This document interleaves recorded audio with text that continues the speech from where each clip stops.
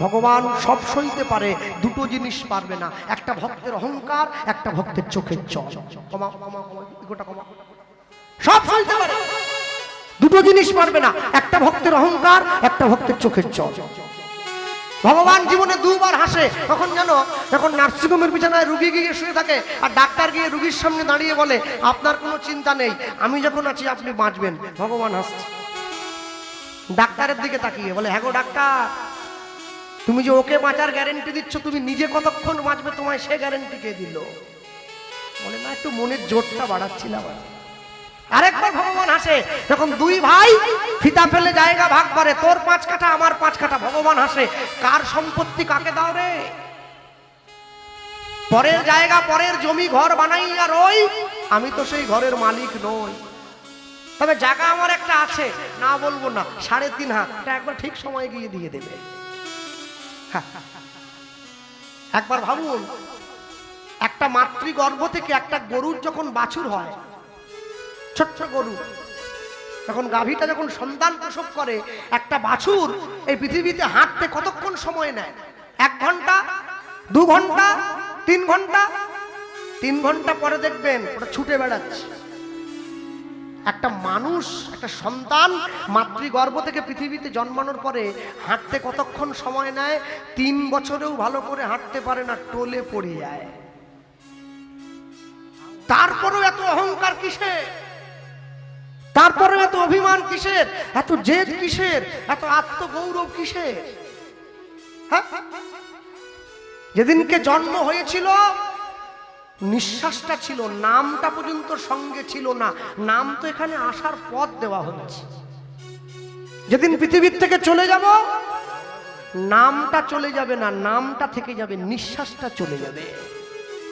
তাই জীবনে এমন কর্ম করে যাবেন যেন নামের পাশে কোনোদিন কলঙ্কের কালিটা না লাগে। দুই ভাইয়ের নয়নের জল যখন ভগবানের চরণে পড়েছে, আর ভগবান থাকতে পারলো না, দৈববাণী করলো। কি জানালো? অচিরাতে তোমাদের ঘরে এক পুত্র সন্তান জন্ম গ্রহণ করিবে। আমার ভক্তির বলে সন্তান বলবান হইবে, বলবান হইবে। এই সন্তান না রহিবে তোমাদের ঘরে, তোমাদের ঘরে। জগৎ মাঝে আমার লীলা কথা প্রচার করিবে, দারে দারে দারে দারে প্রচার করিবে, দারে দারে। জগতে আমার লীলা কথা প্রচার করিবে, দারে দারে। দুই ভাই চোখটা মুছতে মুছতে মন্দির থেকে বাইরে এসছে, আর মন্দির থেকে বাইরে এসে এক ভাই আরেক ভাইকে বলছে, হ্যাঁ রে, ভগবান যে বললো আমাদের ঘরে ছেলে হবে, পুত্র হবে। পুত্র মানে পিতামাতার মৃত্যুর পরে পিতামাতাকে পিণ্ড দান করে পুত নামক নরক থেকে উদ্ধার করে বলে সন্তানকে বলা হয় পুত্র। হ্যাঁ, আচ্ছা, ভগবান যে বললো আমাদের ঘরে ছেলে হবে, আচ্ছা কার ঘরে হবে এটা তো বললো না। যার ঘরেই হোক হবে বলেছে, তাহলে হবে যখন বলেছে হবে। আরেক ভাই বলছে, এটা তো শুনে আনন্দ পেলি, এরপরে যে ভগবান বলল এই ছেলেটা ঘরে থাকবে না, এই ছেলেটা নাকি সাধু হয়ে যাবে, বৈষ্ণব হয়ে যাবে, জগতের মাঝারে ঘুরে বেড়াবে, তার লীলা প্রচার করবে। যেই এ কথা বলেছে, তখন দুই ভাই মিলে আলোচনা করছে, আহা, মন্দির থাকলে তবে তো ছেলে সাধু হবে, যদি মন্দিরই না থাকে, বাড়ির থেকে গোবিন্দ সেবায় তুলে দেবো, মন্দির তুলে দেবো, রাজ্যে ঘোষণা করে দেবো, যে গোবিন্দর নাম করবে, যে গৌরাঙ্গ মহাপ্রভুর নাম গাইবে, তার গর্দান যাবে। দেখি, বাঁশি যদি না থাকে তো বাঁশি হবে কি করে? দেখি ছেলেটা কেমন করে ভক্ত হয়। শুভ দিন, শুভক্ষণ। ছোট ভাইয়ের ঘরে কোনো সন্তান জন্ম নেয়নি, বড় ভাই হিরণ্যদাসের স্ত্রীর কোল আলো করে একটা পুত্র সন্তানের জন্ম হয়েছিল। ছোট ভাই ছুটে এসেছে, দাদা তোর ছেলে হয়েছে, আমার তো কেউ নেই, তাহলে এই যে আমার সম্পত্তির দলিলটা আমি সঙ্গে এনেছি, বুঝলি? আজ থেকে এই সম্পত্তির দলিলটা আমি তোকে দিলাম, আর বিনিময়ে তোর ছেলের বাবা হওয়ার অধিকারটা আমায় একটু দিবি না? বড় ভাই দেখছে আমার ছেলে এইটুকুনির জন্য যদি সম্পত্তি পেতে পারে, দেব না কেন? আজ থেকে ছেলেটার বাবার নাম হবে হিরণ্য গোবর্ধন দাস। একসঙ্গে দুই গ্রামের লোক ছুটে এসেছে। জমিদার মশাই, যেমন করে আপনি আমাদের রাজ্যের সকলের কল্যাণ করেন, আপনাদের ছেলেও রাজ্যবাসীর কল্যাণ করবে। ছেলেটার নাম দিন রঘুনাথ। নাম হয়ে গেছে। 10 বছর বয়স হয়েছে। আগেকার দিনে নিয়ম ছিল ছেলে মেয়েরা গুরুদেবের আশ্রমে থেকে লেখাপড়া করতো। কি করতো না? জীবনের 4টে ধাপ ছিল: ব্রহ্মচর্য, গার্হস্থ্য, বানপ্রস্থ, সন্ন্যাস। মিলিয়ে নেন, 10 বছর থেকে 25 বছর পর্যন্ত ব্রহ্মচর্য, 25 থেকে 45 পর্যন্ত গার্হস্থ্য, 45 থেকে 55 পর্যন্ত বানপ্রস্থ, 55 পরে সন্ন্যাস। জীবনের 4টি ধাপ। আর এই যে শিক্ষা ব্যবস্থা, একে বলা হতো গুরুকুল। আর বর্তমানে গুরুকুল উঠে গিয়েছে, এখন এসছে স্কুল। গুরুকুল আর স্কুল এক নয়। গুরুকুলে গেলে সবার আগে শেখানো হয় কি করে পিতামাতাকে ভক্তি করবে, আর স্কুলে গেলে কি শেখাবে? Jack and Jill went of the hill to fetch a pail of water, Jack fell down and broke his crown. ওহো, আমাদের বাংলার ছেলে বাংলা যেমন তেমন, ইংরেজি জলের মতো। মনে রাখবেন, ইংরেজি শিখুক, এতে ক্ষতি নেই, কিন্তু বাংলা ভুলে গেলে জীবনে দুঃখ আসে খুব। আমেরিকার থেকে যারা ইসকনে এসছে, হরে কৃষ্ণ বলতে পারে না, বলে হরে কৃষ্ণা হরে কৃষ্ণা। দুঃখটা কি জানেন? ওরা বলতে পারে না, তবু বলে আমি বলতে পারি কিন্তু বলি না। যার বলার দরকার নেই সে বলছে, যার বলার দরকার সে একবারও বলে না। আরে তোমাদের ঘরের ছেলে গৌর, তোমাদের ঘরের ছেলে কৃষ্ণ, তোমাদের ঘরের ছেলে রাম, তোমাদের ঘরের ছেলে চৈতন্য মহাপ্রভু, নিতাই চাঁদ, কালী, দুর্গা, শিব, শীতলা, ষষ্ঠী, তোমাদের ঘরের সন্তান। তোমরা তাদেরকে ভালো না বেশে 25শে ডিসেম্বর ঝাউ গাছে চুনি লাইট দাও কিসের জন্য? তুলসীতে জল দেবে সারা জীবন। রঘুনাথ দাসকে গুরুদেবের আশ্রমে নিয়ে যাওয়া হচ্ছে। রঘুনাথ দাসের গুরুদেবকে হুগলি জেলার চাঁদপুরে বলরাম আচার্য প্রভু দাঁড়িয়ে রয়েছে। জমিদারের ছেলে রঘুনাথ পালকির থেকে নেমে গিয়ে গুরুদেবের চরণটা জড়িয়ে ধরেছে। কি বলছে জানেন? কেউ শেখায়নি, জয় জয় শ্রী গুরু, গুরু আমার প্রেম কলপ উলুধ্বনি হৃদয় মঙ্গল। শ্রী গুরু, গুরু আমার প্রেম কলপ তরু। জয় জয় শ্রী গুরু,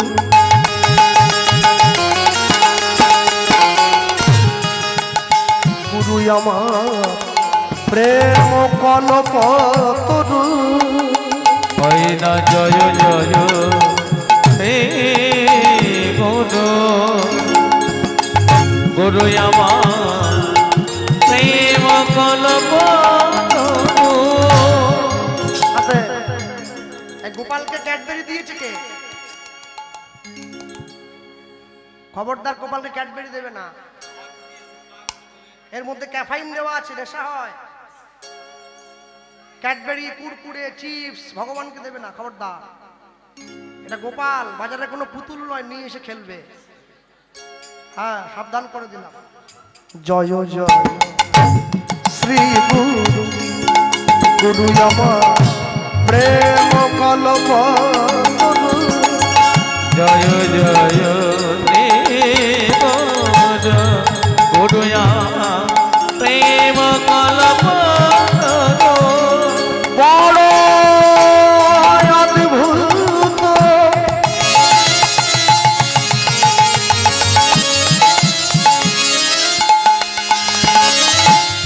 বড় অদ্ভুত যাকো পরকাশ, বড় অদ্ভুত যাকো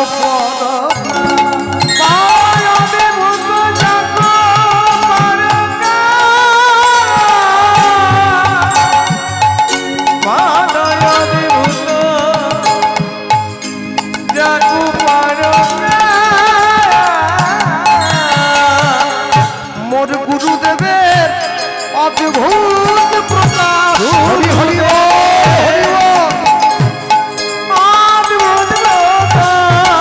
বলি যার কৃপাতে মোর হবে মায়া না গুরুদেবে বলি যার কৃপাতে মোর হবে মায়া না সুরূপে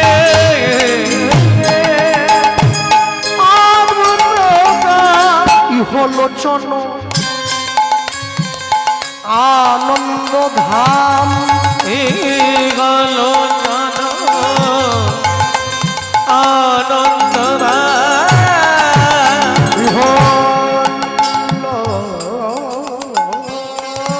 ইহলোচন আনন্দ ধাম গল জন আনন্দ আমার হিয়া আগে জানো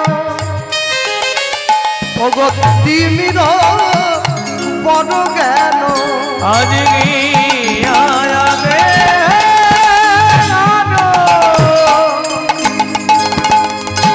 দিবির জ্ঞান সুচন্দ্র কিরণে করুণা গানে সুচন্দ্র কি রনে করুণা আমার অজ্ঞান ধার দূর করেছে আমার কানা দূর করেছে আমার অজ্ঞান ধার দূর করেছে আমার কানা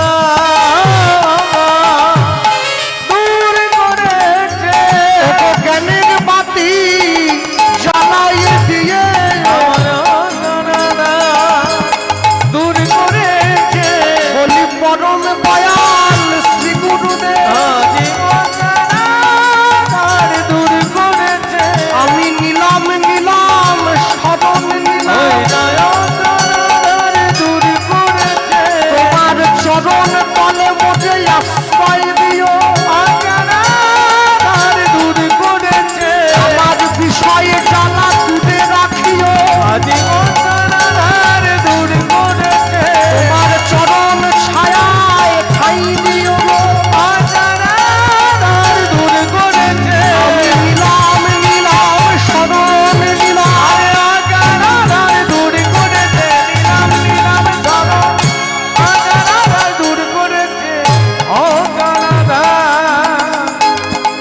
দূর করেছে গানে সুচন্দ্র কি রনে করুণা গানে সুচন্দ্র কি রনে করুণা গুরু ব্রহ্মা গুরু বিষ্ণু গুরুদেব মহেশ্বর গুরু সাক্ষাৎ পরম ব্রহ্ম তস্मै শ্রী গুরবে নমঃ। রঘুনাথ দাস যেই গুরুদেবকে প্রণাম করেছে গুরুদেব রঘুনাথ দাসকে তুলে বুকে জড়িয়ে ধরল। রঘুনাথ এসো আমার বুকে এসো, আস্তে, আমার কথায় কেউ দুঃখ পাবেন না। যতদিন পর্যন্ত মাস্টারমশাইরা স্কুলে ছেলে মেয়েদেরকে শাসন করত, ছেলে মেয়েগুলো পড়াশোনায় খুব ভালো ছিল। এদিন থেকে শাসনটা উঠিয়ে দিয়েছে, আর কিন্তু শিক্ষার উদ্দেশ্য সঠিকভাবে নেই। তাই ফিরুক আবার মায়ের শাসন, ফিরুক শিক্ষকের হাতে লাঠি, তবেই তো ফিরবে আবার এই সমাজের আসল চাবিকাঠি। ভক্তমণ্ডলী মায়েরা, গুরুদেব বুকে জড়িয়ে ধরেছে, আর বুকে জড়িয়ে ধরে রঘুনাথ দাসকে জিজ্ঞাসা করছে, রঘুনাথ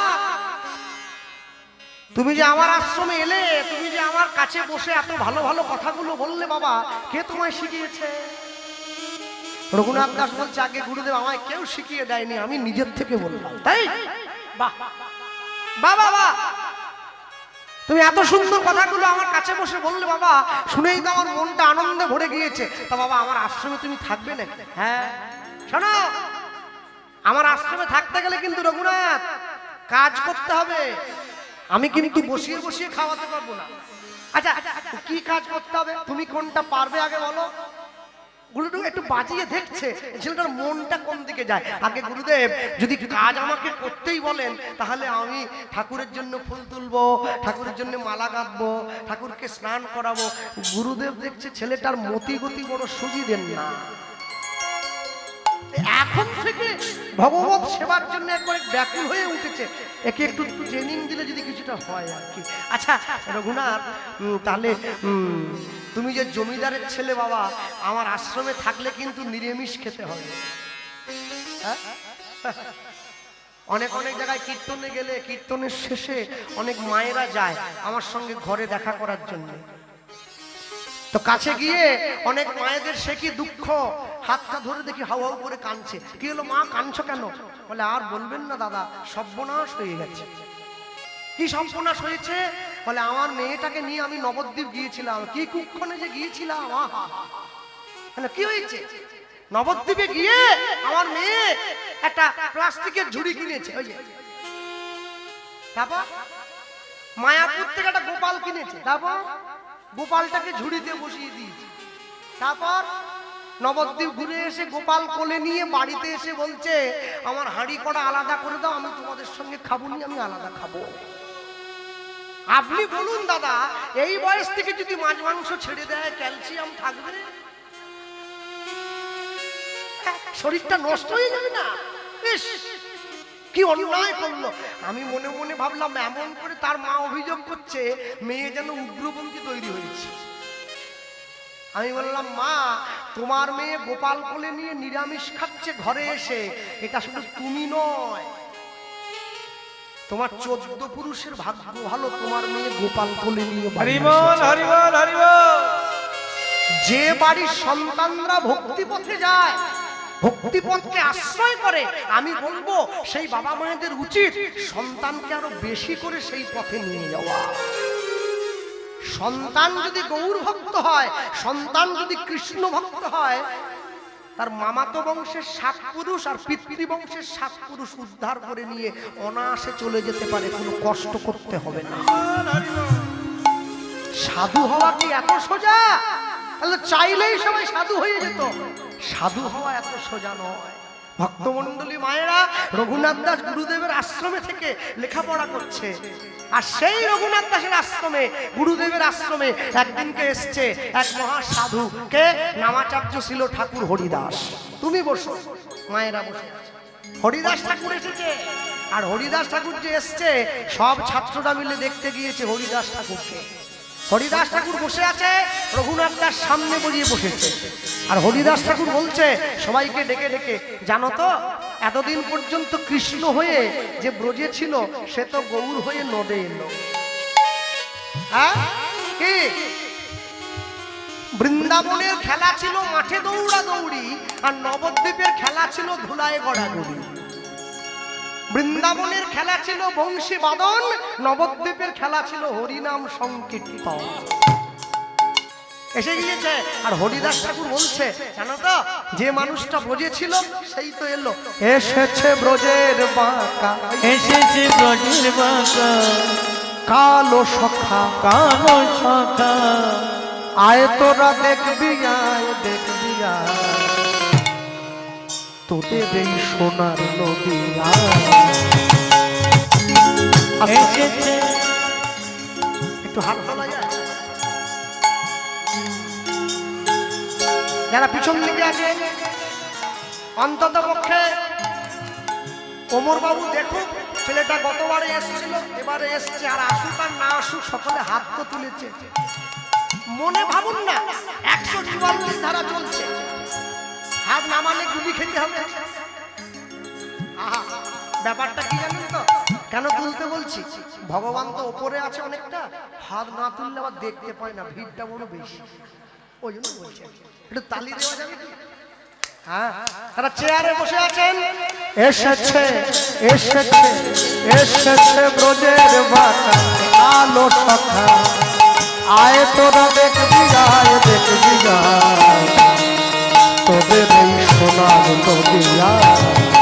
এসেছে ব্রজের বাঁকা, এসেছে ব্রজের বাঁকা, কালো সখা, আয় তোরা দেখবি, আয় দেখবি আয়, তোদের এই সোনার নদী আয়।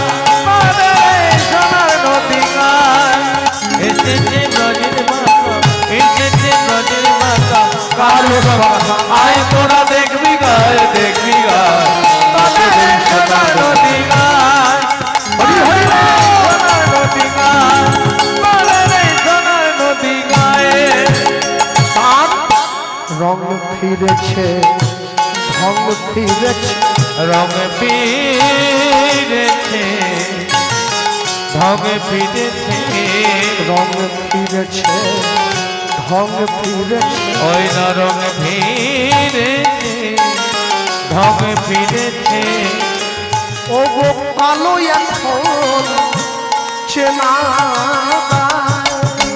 ওই না এসেছে ব্রজের বাঁকা হরি হরি এসেছে ব্রজের বাঁকা কালো সখা আই তোরা দেখবি গায়ে দেখবি গায়ে তোদের এই সোনার নদী গায় তোদের এই সোনার নদী গায়ে শ্যাম রাধা প্রেমে ঋণী হয়েছে রাধা প্রেমে ঋণী হয়েছে দেখো হাতির বাঁশি কেড়ে শ্যামে বিদায় দিয়েছে রাধা প্রেমে ঋণী হয়েছে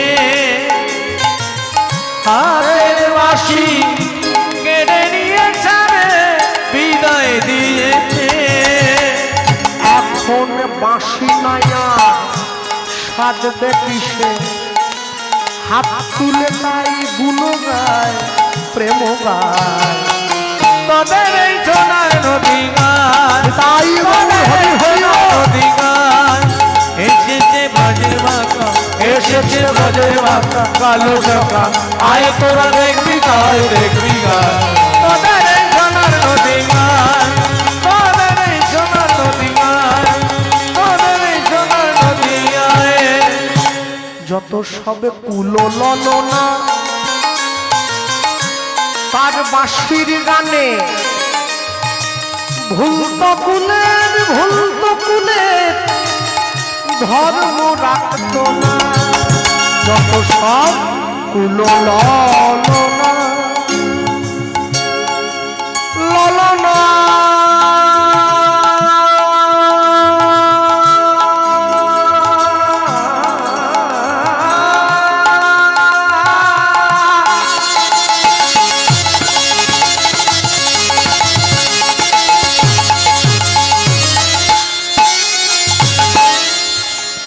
কুলো ললনা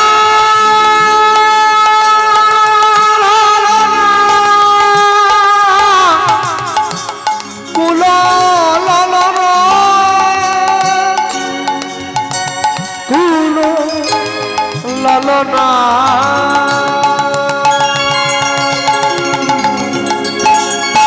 যত সব কুলো ললনা ও তার বাঁশির গানে ধুন্ত কুলের ধর্ম রাখত না রাধার প্রেমের নাগর রসের সাগর প্রেম বিলাতে এ ধরায় তোদের এই সোনার নদী গায় হরি হরি বল হরি হরি বল। নদী গায় এসেছে ব্রজের বাঁকা এসেছে ব্রজের বাঁকা কালো সখা আই তোরা দেখবি গায়ে দেখবি আয় তোদের এই সোনার নদী গায় তোদের এই সোনার নদী গায় তোদের এই সোনার নদী গায়ে এই পদের লেখককে জানেন দাস বিশ্বরূপে কয়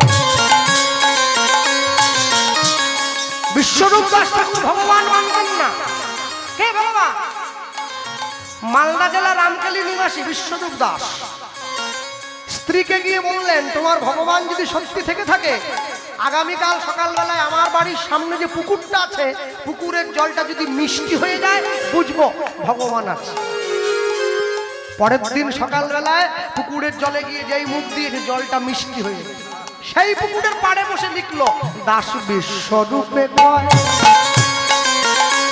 এমন হয় কি না আর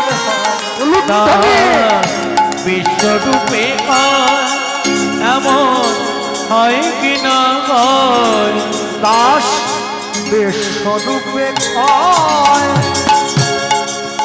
এমন হয় নিজ রূপে কয় এমন হয় কি না হয়। ওগো সময় বুঝে ওই চরণ তলে সব সপে দিতে হয়। ওই না সময় বুঝে ওই চরণে সপে দিতে হয়। রাধার প্রেমের নাগর রসের সাগর আইলো ভবে নদিয়ায় নদিয়ায় তাদের সোনার নদী গান তাই হরি হরি হরি বল। এসেছে ব্রজের বাঁকা, এসেছে ব্রজের বাঁকা কালো সখা আয় তোরা দেখবি আয়।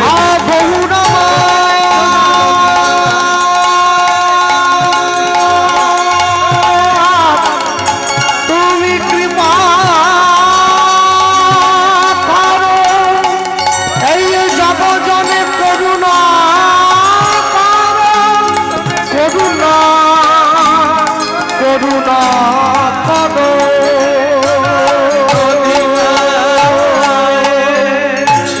আমি তোমার হলাম, আমি তোমার গোলাম, আমি তোমার হলাম, আমি তোমার গোলাম, আমি তোমার, আমি তোমার হলাম। আমি তোমার।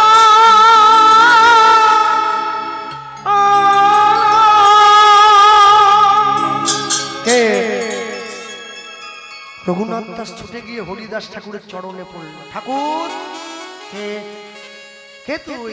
আমার পায়ে পড়লি কে রে? আগে আমি রঘুনাথ। হ্যাঁ?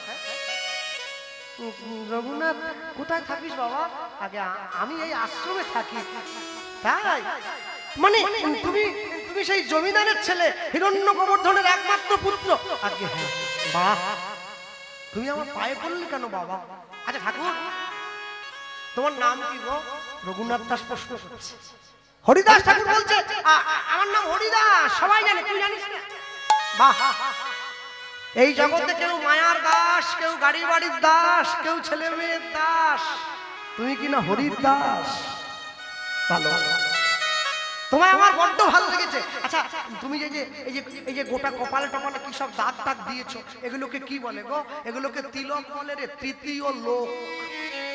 ও দেখবেন এই তিলক করেছি না, ওপর দিকে দুটো আছে, নিচের দিকে বাপটা আছে। এই যে তিলকটা আমাকে কি বোঝায়? আমি সারাদিনে যতবার এই তিলক করতে গিয়ে বসি, আয়নাটা নিয়ে হাতের সামনে তিলকটা করা মাত্রই এই তিলকটা আমাকে বুঝিয়ে দেয় মাতৃগর্ভে আর কতদিন। মাতৃগর্ভের মধ্যে ছিলাম এইভাবে, উপরের দিকে দুটো পা দিয়ে, নিচের দিকে মাথা দিয়ে, ঊর্ধ্ব পদে হেট মুন্ডে, কর্ম বিপাকে গতাগতি পুনঃ পুনঃ রতিরহু দুয়া পর সঙ্গ। তিলকটা আমাকে মনে করিয়ে দেয় এমন কর্ম করবে যেন এই 84 লক্ষ জনি তোমাকে আর ভ্রমণ করতে না হয়। ভক্তমণ্ডলী মায়েরা, রঘুনাথ দাস হরিদাস ঠাকুরকে বলছে তুমি যার কথা বললে ও ঠাকুর, তুমি যদি দেখতে এত সুন্দর হও, তুমি যার কথা বললে সে তাহলে দেখতে কত সুন্দর। ওরে পাগল ছেলে, ওটা তো আমি জানি না। আচ্ছা যে মানুষটার কথা তুমি আমায় বললে, তুমি কি পারবে সেই মানুষটার কাছে আমায় একবার নিয়ে যেতে? হরিদাস ঠাকুর বুঝে নিয়েছে পূর্ব জন্মের থাকে যদি সুকৃতি সঞ্চয়, তবে তো এই জন্মে তার গৌর প্রেম উপজয়। বাহ, আমার কাছে আয়, বুকে জড়িয়ে ধরেছে। কি বললো জানো? সকলে শুনেছেন তো আপনারা? সাধু সঙ্গ সর্বশাস্ত্রে কয়, লব মাত্র সাধু সঙ্গ কৃষ্ণ ভক্তি প্রেম হয়। সাধু সঙ্গ যদি হরিদাস ঠাকুরের মতো সাধু হয়, আর কি না যেয়ে থাকে, বুকে জড়িয়ে ধরে বলছে শোন রঘুনাথ, আমি তোকে আশীর্বাদ করলাম, হরিদাস কৃপা কইলা রঘুনাথের উপরে, রঘুনাথের উপরে সেই কৃপার কারণ হইল চৈতন্য চরণ পাইবারে। যার সাদ গুণে গোসাই রঘুনাথ দাস, চৈতন্য যজমাইল জন্মাইল বিশ্বাস জন্মাইল তাই হরি ও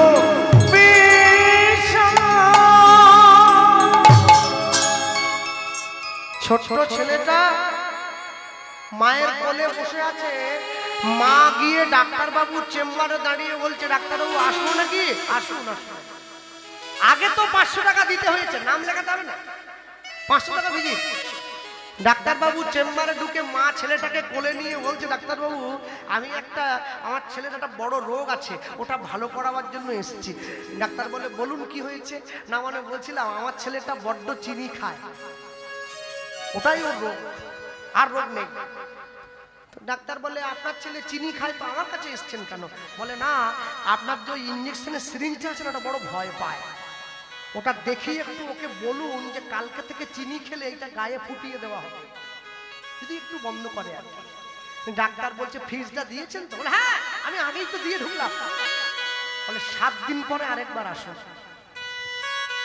ছেলের মা তো বুঝতে পারছে না, মা মনে মনে ভাবছে আমি তো আর MBBS পড়িনি আর MDও নই, ডাক্তার পড়েছে উনি জানবে। 7 দিন পরে আবার ডেকেছে, 7 দিন পরে আবার 500 টাকা ফিস দিয়ে আবার গিয়ে ডাক্তারবাবু এসছে, নিয়ে আসুন নিয়ে আসুন নিয়ে আসুন। ছেলেটাকে কাছে নিয়ে গিয়ে বসিয়েছে, বলে এবারে তো কিছু বলুন। ডাক্তার বলছে, দেখুন এত দূর যখন কষ্ট করেই ফেলেছেন, আর 5টা দিন পরে একটু আসুন, আরেকবার ফিস দেবেন। ও আবার 5 দিন পরে আবার ফিস নিয়ে আবার গেছে। ডাক্তারবাবু এইবারে ওকে সিরিঞ্জটা বের করে বলছে, শোন এই দেখেছিস, কাল থেকে যদি চিনির কৌটোর সামনে যাস না, এইটা গায়ে ফুটিয়ে দেবো রে। ও এবারে লুকিয়ে ওর মায়ের কোলে ঢুকে তো কাঁদছে। ওর মা ছেলেটাকে বাবার কোলে দিয়ে ডাক্তারবাবুকে বলছে, আপনার যদি 1,500 টাকার এত দরকার ছিল আপনি তো প্রথমবারে নিতে পারতেন, 3 বার ধরে ঘুরবেন কি জন্য? ডাক্তারবাবু বলছে, আসলে দুঃখ করবেন না মা, আমি জানি 500 টাকা করে খসে গেছে তো একটু কষ্ট হয়েছে, তবে শুনুন আপনি যে ছেলেটাকে এনেছিলেন না, সত্যি কথা বলতে কি চিনি আমিও একটু বেশি খেতাম, তাই আমি নিজে তো চিনি খাওয়া কম করতে পারিনি, ওকে উপদেশ দিলে কি কাজ হবে? ওই জন্য এই 15 দিন ধরে আগে নিজে চিনি খাওয়াটা কম করলাম, তারপরে ওকে উপদেশ দিলাম। আপনি আচরিত ধর্ম জীবের শেখায়, আপনি না আচরিলে ধর্ম অপরের শেখানো না যায়।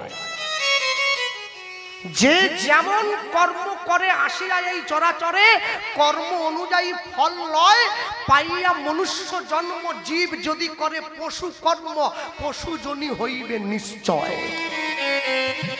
হরিদাস ঠাকুর রঘুনাথ দাসকে আশীর্বাদ করে দিয়ে চলে গিয়েছে, আর যেদিন থেকে চলে গেল সেই দিন থেকে রঘুনাথ দাস আর কারোর সঙ্গে কথা বলে না, একা একা বসে কাঁদে। সব সময় একটাই চিন্তা, গৌর গৌর গৌর গৌর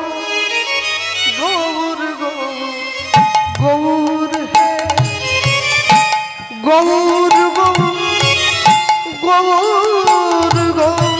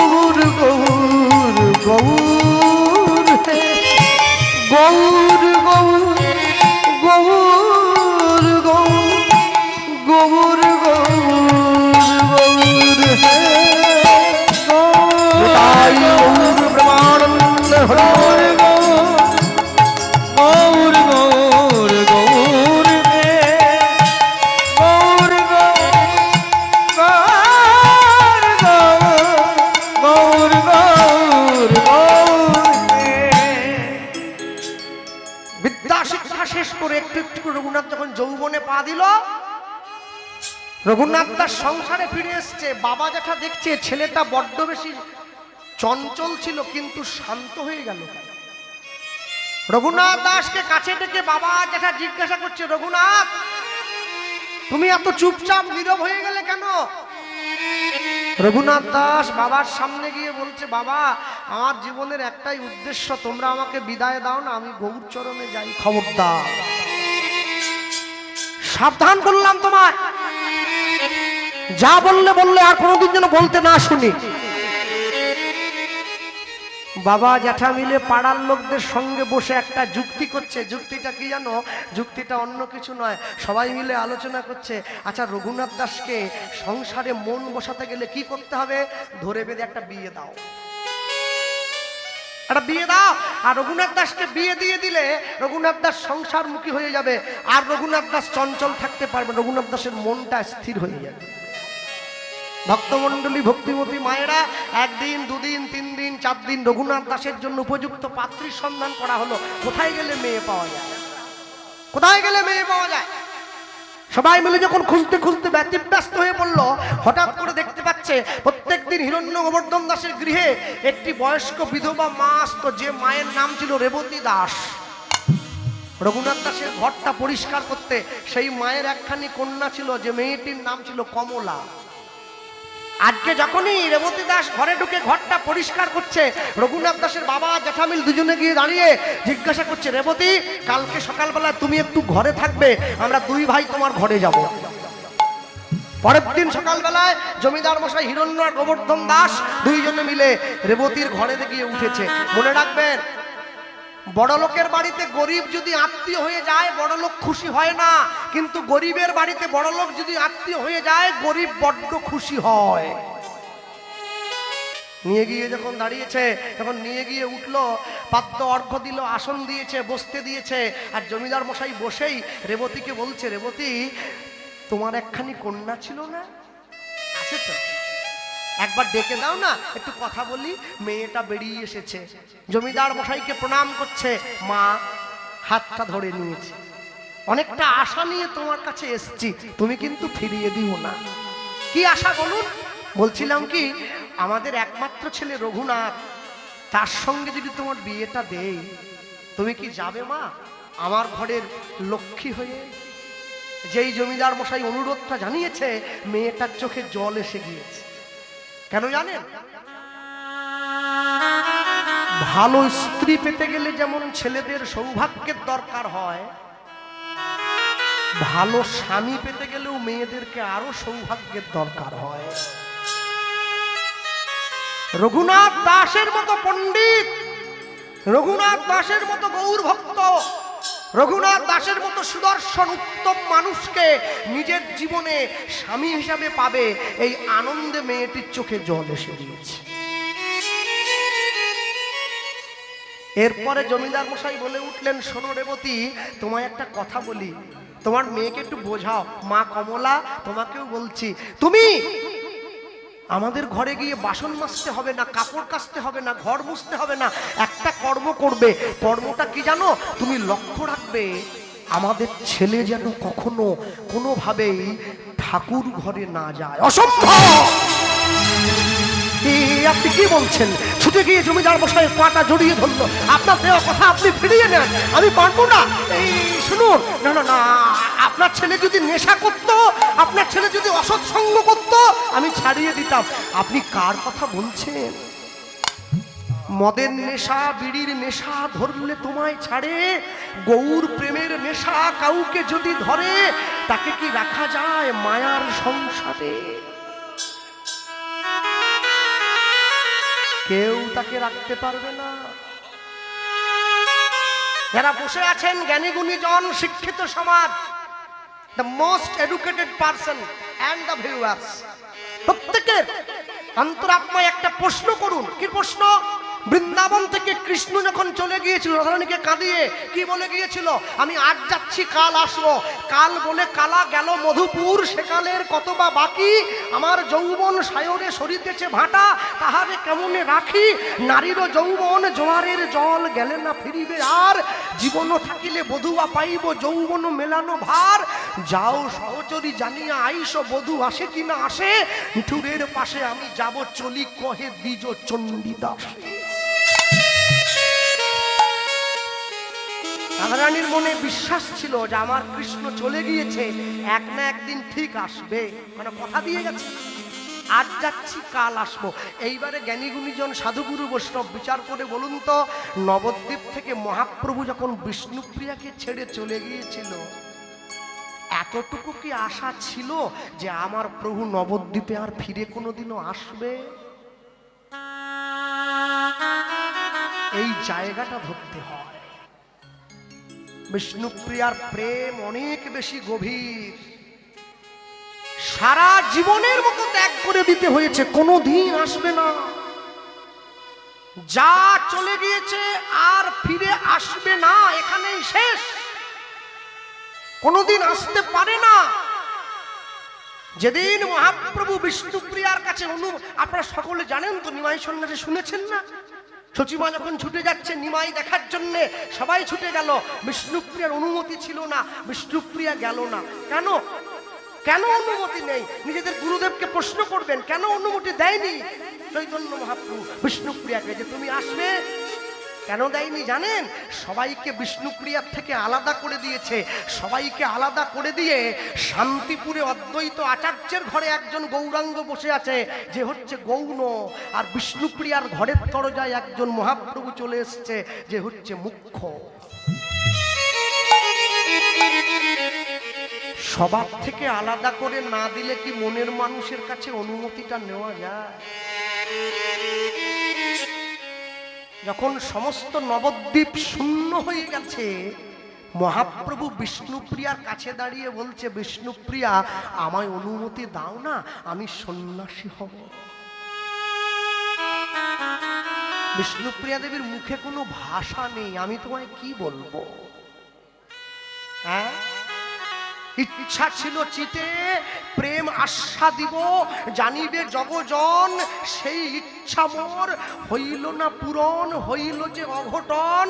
কাঁদিয়া কাঁদিয়া পথে যাব চলি, নিমাই নিমাই বলি, আমি অধম দাস তম সন্তান সম, পূরবে মনেরও কলি, এ অধম শিরে করয়ে করাঘাত, করয়ে মৃদু ভাস, বলিতে বলিতে গলয়ে পাথর, ঝরয়ে লোচন দাস। বলার মতো ভাষা হারিয়ে ফেলেছে, নেই ভাষা, নেই। বিখ্যাত গান ছিল, সকলে জানেন না আপনারা, কত দুঃখের হৃদয় বিদারক গান। গভীর হয় গো যেখানে ভালোবাসা, মুখে তো সেখানে থাকে না কোনো ভাষা। গভীর হয় যেখানে ভালোবাসা, মুখে তো সেখানে থাকে না কোনো ভাষা। কেউ কি ভেবেছিল শ্যামকে ভালোবেসে রাধার ভালোবাসা কাহিনী হয়ে যাবে? হৃদয় লেখো না, সে নাম হয়ে যাবে। যদি কাগজে লেখো না, কাগজ ছিঁড়ে যায়। পাথরে লেখো না, পাথর ক্ষয়ে যায়। হৃদয় লেখো না, সে নাম রয়ে। ভক্তমণ্ডলী, ভক্তিমতী মায়েরা সবাইকে ছেড়ে চলে গিয়েছে। রঘুনাথ দাসের যে মেয়েটার সঙ্গে বিয়ে, আসতে কথা বলবেন না কেউ, রঘুনাথ দাসের গোস্বামীর সঙ্গে যে মেয়েটির বিয়ের কথা হচ্ছে, সে মেয়েটিও মনে মনে জানে আমার স্বামীও সংসারে থাকবে না, চলে যাবে। আচ্ছা, একটা বুদ্ধি করলে হয় না? আমার স্বামী যদি গৌর চরণে যায়, আমি যদি প্রকৃত বুদ্ধিমতী নারী হই, আমার উচিত আমার স্বামীকে পাঠিয়ে দিয়ে আমারও গৌর চরণে যাওয়ার পথটা পরিষ্কার করে নেওয়া। কি, আমার স্বামী যদি যায়, সে তো গৌরের কাছে গিয়ে আমার কথাটা বলবে যে আমি আমার স্ত্রীর জন্যই তোমার কাছে আসতে পেরেছি, তখন তো আমিও গৌর চরণে যেতে পারবো। এই হলো ভালোবাসা, এই হলো প্রেম। যে প্রেমের মূল্য কোনোদিন কোনো অর্থ দিয়ে মাপা যায় না, কোনোদিন কোনো সম্পত্তি দিয়ে নির্ণয় করা যায় না। আত্মেন্দ্রিয় প্রীতি বাঞ্ছা তারে বলে কাম, কৃষ্ণেন্দ্রিয় প্রীতি ইচ্ছা ধরে প্রেম নাম। রঘুনাথ দাসকে বিয়ে করার জন্য কমলা রাজি হয়ে গেল। আমি রাজি হলাম জমিদার মশাই, আইয়ে আমি রাজি হয়েছি, আপনার ছেলের বৌমা হয়ে যাব। মনে মনে ভাবছে আমি তো গৌর চরণে যাওয়ার জন্য রাজি হলাম, আমি পথটা পরিষ্কার করে নেব। কি মায়েরা বসে আছো? সারা জীবন তো রান্না করে শুধু ভূত খাওয়ালে, ছেলে মেয়ে স্ত্রী পুত্র সংসার ননদ দেওর ভাসুরা। মনে রাখবে যেদিনকে তোমার হাতের রান্না আমার চৈতন্য মহাপ্রভুর সেবায় লাগবে, সেদিন তুমি রাঁধুনি হতে পেরেছ। সেদিন তোমার হাতের রান্না সার্থক হয়েছে। ওটা পোড়া হোক, ভাজা হোক, নুন হোক, ঝাল হোক, নিন্দা করে না প্রভু, সাদরে গ্রহণ করে। আর বাড়ির লোকে শুধু দাঁত খেঁচায়, ভালো হয়নি, ভালো হয়নি, ভালো হয়নি। আসল ভালো ঠিকানাই তোমরা জানো না, তাই তো নকলটাকে টানাটানি করো। ভক্তমণ্ডলী মায়েরা রাজি হয়েছে। আজু কি আনন্দের শোভা কহলে না যায়, আজু কি আনন্দের কহলে না যায়, আজু কি আনন্দের কহলে না যায়।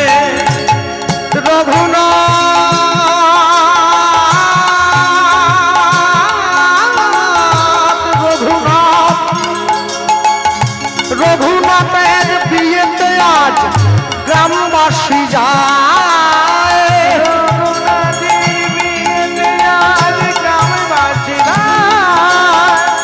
আজ কি আনন্দের শোভা কহলে না যায়। হরি হরি আজ কি আনন্দ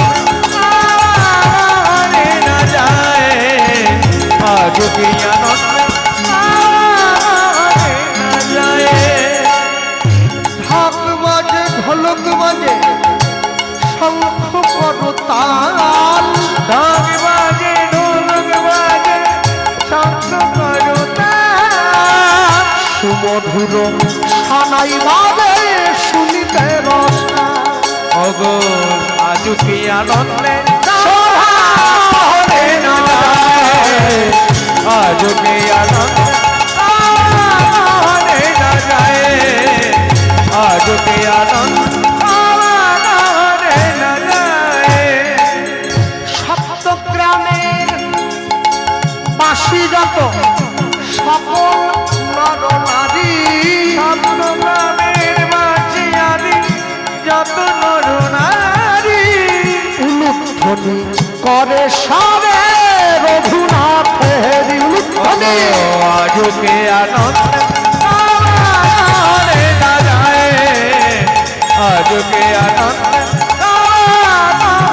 না যায়, আজ কি আনন্দ না যায়। বলো ভাই রঘুনাথ দাস গোস্বামী মহারাজ কি জয়। বিবাহ মহোৎসব কি জয়। তাই গৌর প্রেমানন্দ, হরি তাই গৌর প্রেমানন্দে। হরি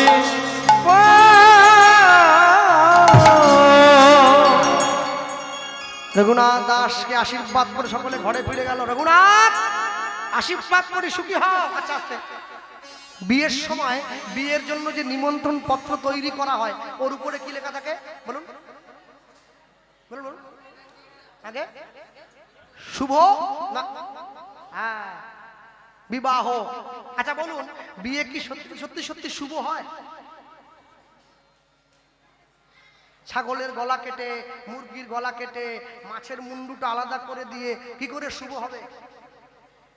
একটা জীবনের মঙ্গল করতে গেলে আরেকটা জীবনকে হত্যা করলে হয় না। তাই তারা বিয়েতে আমিষ করবেন, লিখবেন না শুভ বলে লিখবেন মঙ্গল বিবাহ। মঙ্গলং ভগবান বিষ্ণু মঙ্গলং গরুড়াধ্বজ গণনাথায় মঙ্গলং পুণ্ডরীকাক্ষং মঙ্গলায় তনো হরি। হরি। রঘুনাথ দাসের বিয়ে হয়ে গেল, সবাই রঘুনাথকে আশীর্বাদ করে ঘরে ফিরে গেল। আর রঘুনাথ দাসের স্ত্রী ফুলসজ্জার ঘরে ফুল দিয়ে সাজিয়ে রাখা পালঙ্কের উপরে বসে অপেক্ষা করছে রঘুনাথ দাস। যেই ঘরে ঢুকেছে অমনি সঙ্গে সঙ্গে পালঙ্ক থেকে নেমে গিয়ে নিজের স্বামীর চরণে প্রণাম করছে। আর যেই প্রণাম করছে রঘুনাথ দাস তার স্ত্রীকে জীবনের প্রথম শিক্ষাটা দিয়ে দিচ্ছে। শোনো কমলা, মনে রাখবে, মানুষ যেদিন ফুলের উপরে ঘুমায় সেদিন তার ফুলসজ্জা হয়, আর ফুল যেদিন মানুষের উপরে ঘুমায় সেদিন তার অন্তিম সজ্জা হয়।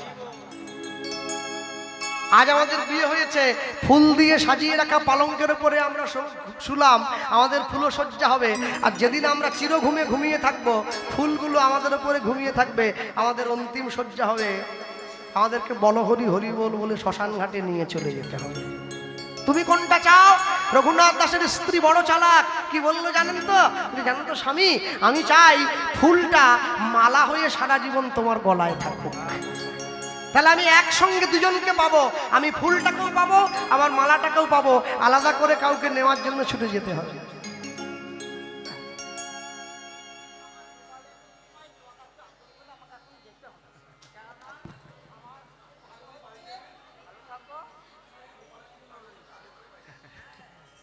ভক্তমণ্ডলী মায়েরা নিয়ে গিয়ে যখন দাঁড়িয়েছে, দাঁড়ানো মাত্র রঘুনাথ দাস নিজের স্ত্রীর দিকে হাতটা বাড়িয়ে দিয়েছে।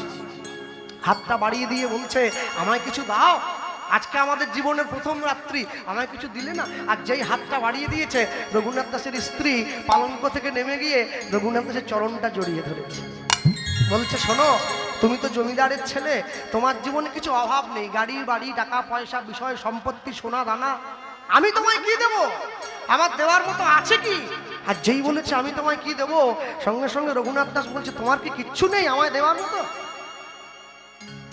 সঙ্গে সঙ্গে মেয়েটি বলে উঠছে, একটা জিনিস আছে, কি জানো? সেটা হচ্ছে আমার সম্মান। নারী জাতির জীবনে সব থেকে মহামূল্যবান সম্পদ তার চরিত্র। Health lost, something lost, money lost or something lost, but character lost, everything is lost. সম্মান নষ্ট করবেন না কোনোদিন কোনো কিছুর বিনিময়ে। রঘুনাথ দাসের স্ত্রী পালঙ্ক থেকে নেমে এসে রঘুনাথ দাসের সামনে হাত জোড়ো করে বলে উঠলো, আজ থেকে তুমি যদি চাও আমার নিজের সম্মান আমি তোমার হাতে তুলে দিলাম। হ্যাঁ, দেওয়ার মতো তো কিছু নেই। যদি বিশ্বকবির ভাষা দিয়ে বলি কথাটা পরিপূর্ণ হয়ে যায়, মম জীবন যৌবন মম অখিল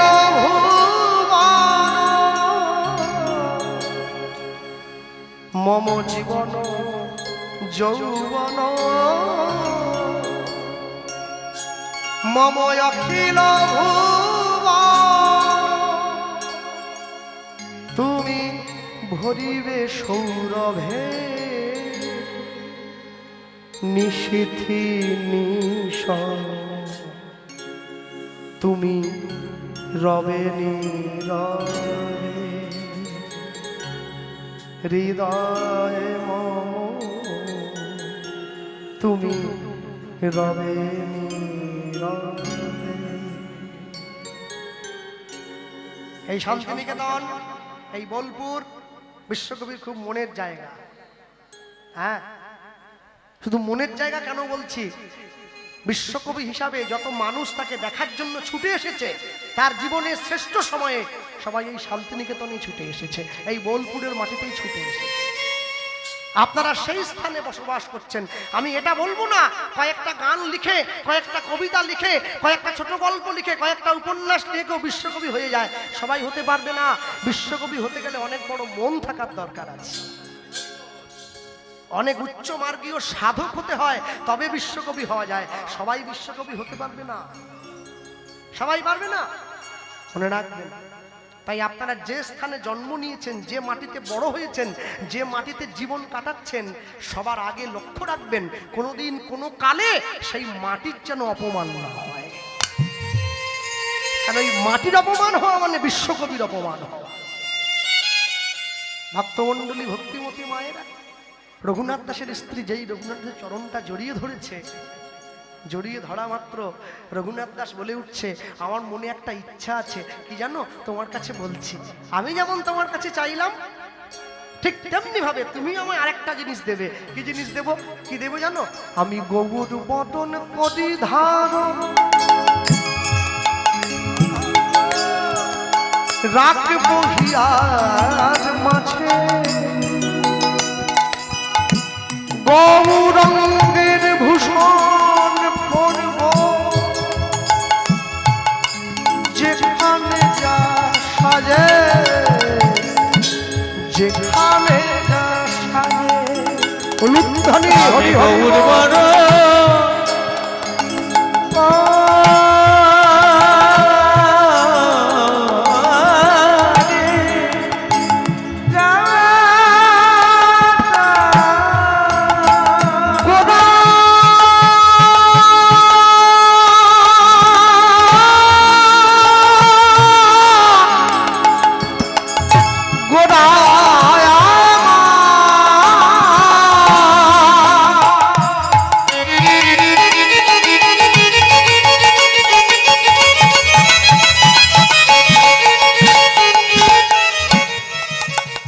গোড়ায় আমার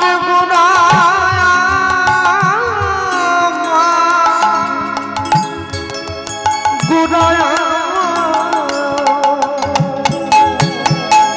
আজি গৌর বড়